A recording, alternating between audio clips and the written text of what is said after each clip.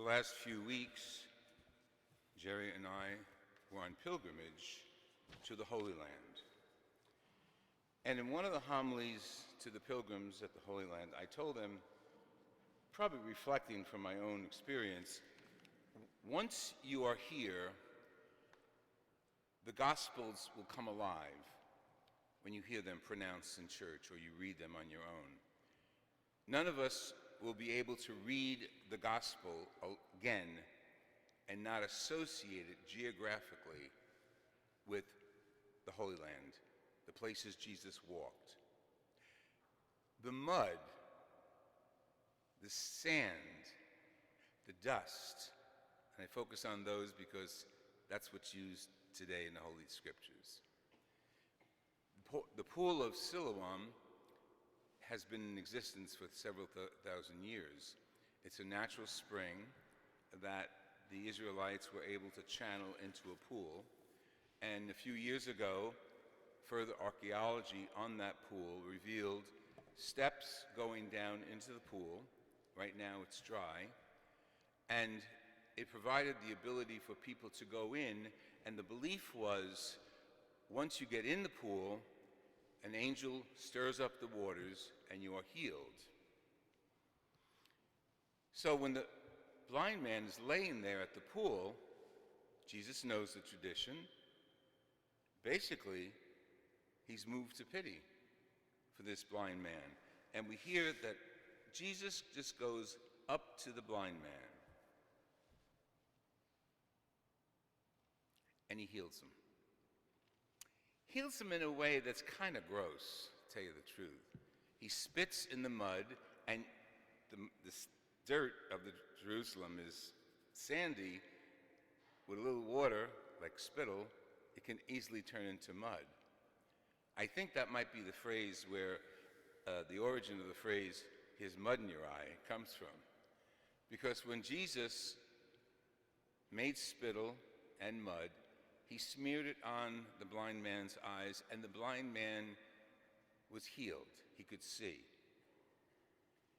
And you heard the words. The blind man was accused of being a follower of Jesus, and he wasn't. His parents are brought in. The Pharisees are arguing, how did he do this? What's going on here? He must be a sinner. And the blind man, in his innocence, said, can he do good works like this if he's a sinner? Can he be from the devil if he's healing us in God's name? So then the dialogue begins, the diatribe begins, the arguing back and forth. And if we were there, I don't know what side we would have taken. The blind man who now sees, Jesus who sort of backs out of the crowd spotlight, or those who criticized. He couldn't have done that. Let's look at that last group first. He couldn't have done that. We visited the tomb. We visited the birthplace of Jesus. We visited Golgotha. I can name all the sites. I'm not going to. All the sites that you know of in the Scriptures. And he rose from the dead. How many people still wonder, did he really do that? Could he do another miracle like that so I would believe in him? Can he make more people walk on the water, or more wine out of water jugs? Can he do that again so I would put my faith in him? The blind man had faith in God, in Jesus Christ. The Pharisees were not. Jesus sort of summarizes his attitude toward the Pharisees at the end when he says, if you say you have sight, you're lying because you remain blind. If you say you're blind and you're healed, then you have faith and you're living that faith. So the option before us today in the Holy Scriptures, as we come to the middle day of Lent, the fourth Sunday, that's therefore no green, no purple, but pink vestments today. Jesus is looking at us, asking us, do you believe? Do you believe in what I did 2,000 years ago? Do you believe what I do today? Do you believe I rose from the dead? Do you believe I'm alive? Do you believe I'm with you in church or at home or on the streets? Looking at our churches today, not necessarily this date, but today, generically, there are a lot more people outside the church than in the church practicing their faith. So there's a lot more people who are with the Pharisees that Jesus says, you know, you say you're without sin, but your sin remains because you don't believe. Jesus gives them and us all the things we need to believe. The ultimate was the resurrection. But he raised the dead, gave sight to the blind, the cripples could dance. He did all that. And yet there were still some who did not believe that he was an instrument of God and eventually believed that he is God. So, in Jesus' own words, if you were blind, you would have no sin, but now you're saying we see, but your sin remains. So our invitation today is to walk up the street following the blind man, to live our lives following the blind man. At the beginning of every Mass, we reconcile ourselves to God through the penance rite, and we say, Lord, have mercy.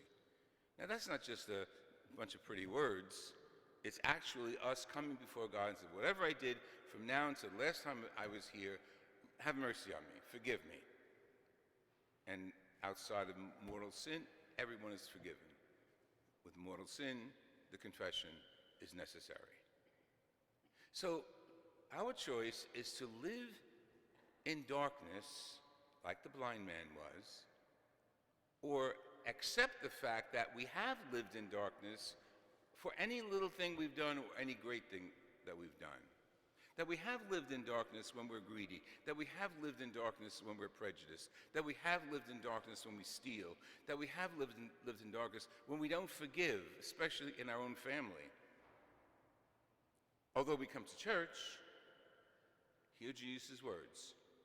You say you have no sin, and you come to church, you don't need to be forgiven, you're living in darkness, because your sin remains.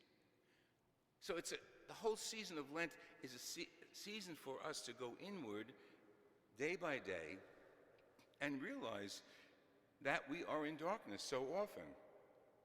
But we have the light on our side, the light who calls us to further illumination. We have Jesus on our side. And if we need to know who Jesus is, open the scriptures. Listen to the homilies. Hear the words and the prayers of Mass. Who is he? Light of light, God of gods. We say it in the creed every time we pray. Who is he? The Son of God, the light of the world. Maybe that's not clear enough for us. Maybe light is not appreciated as much. Tomorrow, as a community, we commemorate the first full day of spring.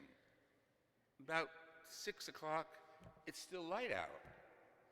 If we go back to last night, when it was still light at 6, and we realized maybe a month ago at 6 it was pitch black outside, we can see the difference between light and darkness. But we're not here to teach a lesson on astrology or astronomy. We're here to reflect on the light of the world, that light that never goes out, doesn't matter what season it is, Jesus Christ. We're here to reflect on his power and his teachings. It was common to believe that when a man was born with any handicap, any disability, it was a curse on him and his family. Jesus dispelled that. Jesus dispelled it. You have an illness, you have a disease, you have something wrong with you, physically, mentally, it doesn't matter. It's not your parents' sin and it's not your sin, it's nature.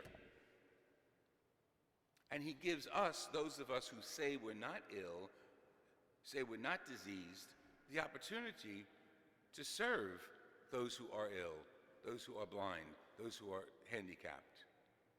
With love, and we have the whole gospel to show this, and caring, and concern, and authenticity.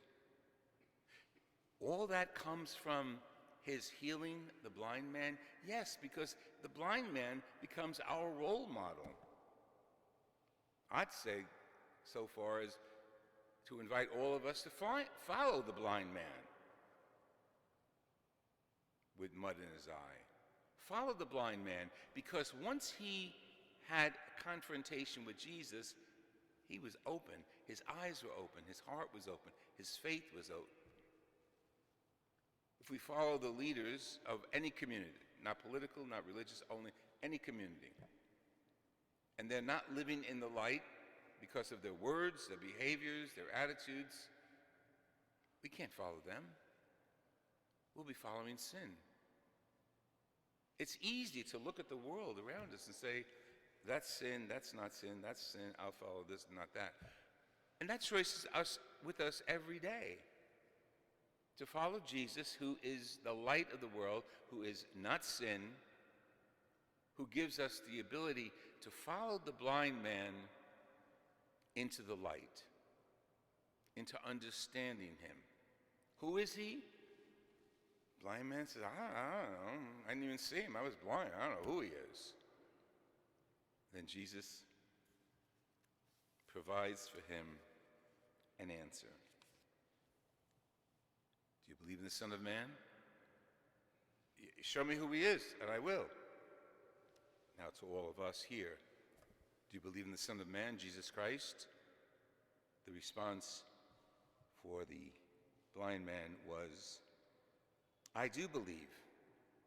Show me who he is. And we can all say, I do believe. Show me who he is. And the answer is right here. Jesus Christ. In his word and in the Eucharist.